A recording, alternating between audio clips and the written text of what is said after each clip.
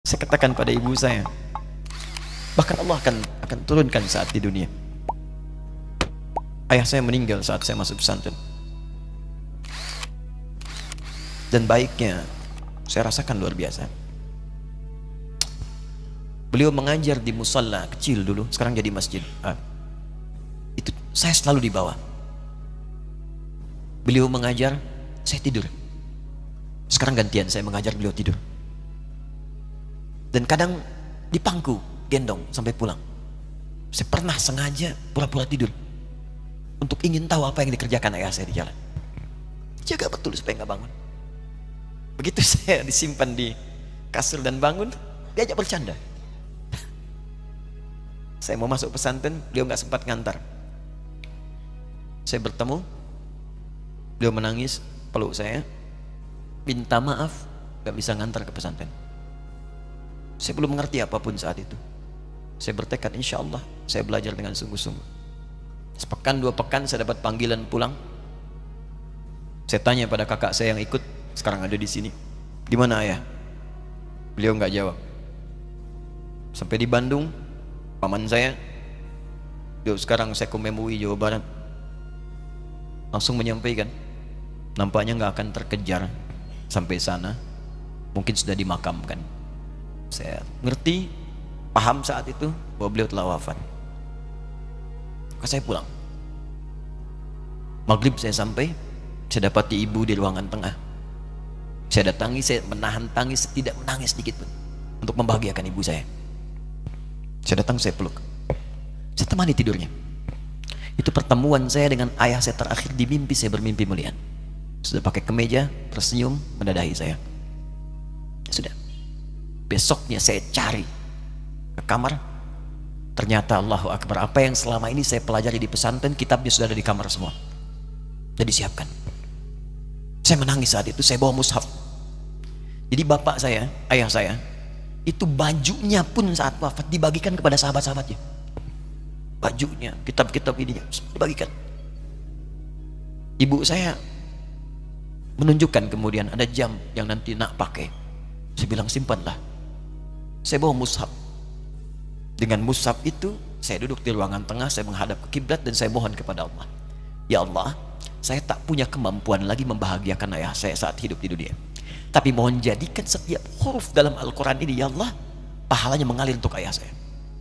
Begitu saya bacakan saat itu, tak bisa saya berhenti, dan tiba-tiba langsung masuk ayatnya, artinya, posisinya, nomornya, gak pernah berhenti, masuk. Saya bertekad ingin berbuat baik. Puncaknya saya sekolah, ibu, ya Allah, saya ingin berbakti pada ibunda saya. Anda tahu apa yang terjadi? Demi Allah saya katakan, ketika Anda bersabar, ibu saya, bu, pak, itu krisis 97 Pak. Waktu krisis saya masuk pesantren, saya diberikan sempurna bekal seperti anak-anak lain. Rupanya ibu saya sudah tanya kepada santi-santi, orang tuanya, berapa bekal Anda kasihkan? Dikasih yang paling tinggi itu dikasihkan pada kami tiap bulan. Saya terima. 1 kali libur saya pulang dari jauh, ibu saya tersenyum melihat, sedang jemur pakaian melihat saya. Begitu saya tiba, kaget saya. Kok pakaian ibu saya, pakaiannya nggak cocok dipakai gitu. Ini bukan pakaian ibu saya, kayak kain pel lah kalau sekarang. Saya masuk ke rumah, saya kejar, saya buka pakaiannya, lemarinya, saya nggak temukan sedikit pun. Saya kejar kakak saya, dia sudah siapkan makan. Kak perempuan kami yang kedua, mana pakaian ibu saya? Perhatikan jawabannya. Dia menangis saat itu.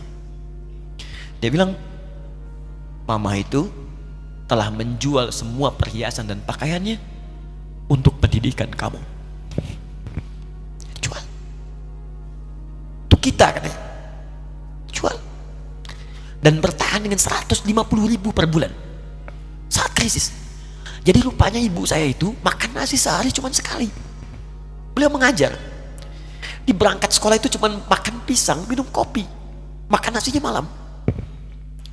Saya bilang, ya Allah, saya akan ganti baju ibu saya dengan kain ihram dan saya ganting tangannya di Masjidil Haram. Atau apa yang terjadi? Begitu saya kuliah di Libya, alhamdulillah, saya berangkat, saya mulai mengajar, saya serius belajar.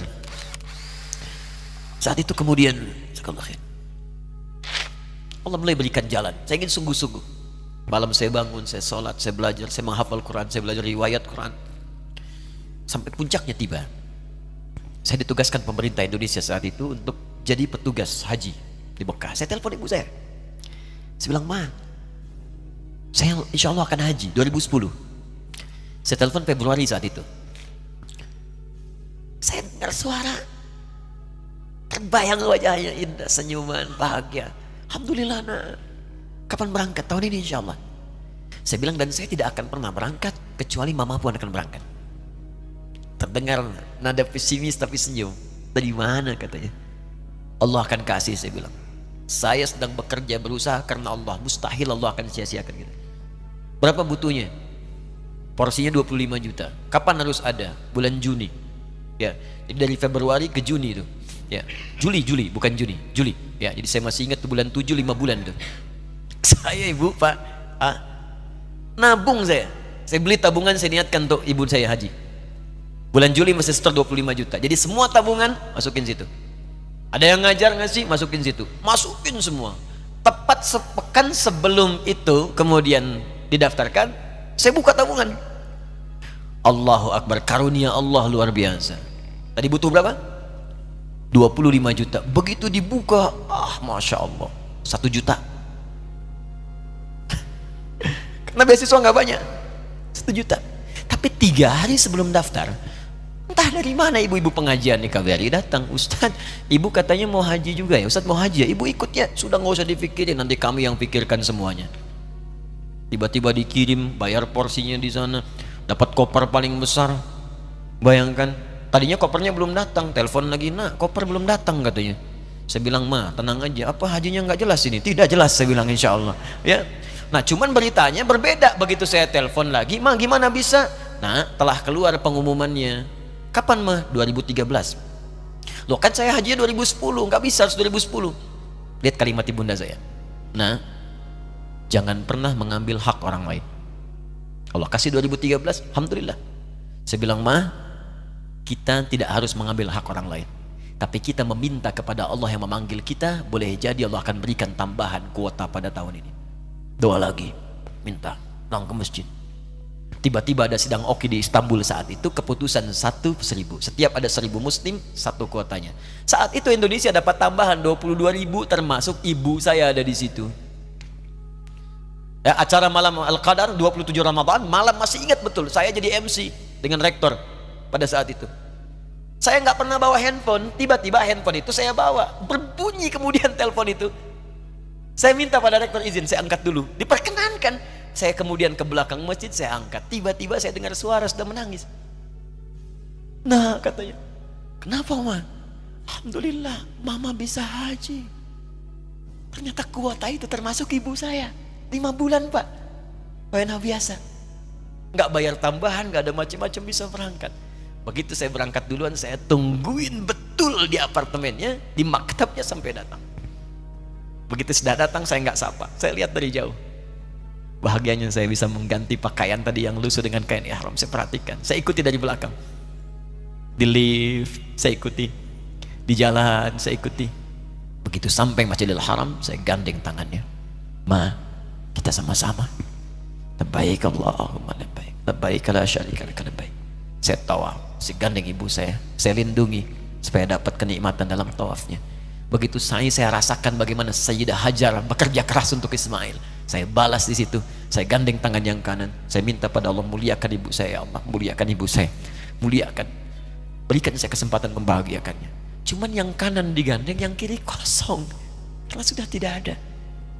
Jadi ketika Anda belajar pun untuk menjadi ulama, Allah akan muliakan Anda.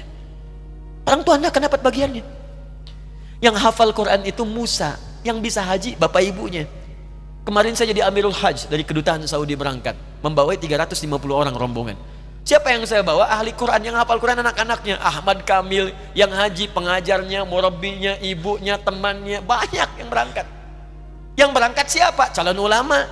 Dijadi ulama itu jangankan sudah jadi, kalau benar caranya, baru bergerak pun Allah pasti akan jaga. Kalau benar caranya. Di satu pertanyaan tadi, pilih mana orang soleh atau ulama? Jangan pisahkan. Karena jadi ulama itu adalah tingkat tertinggi bagian dari orang saleh. Jadi mesti ada yang jadilah di keluarga.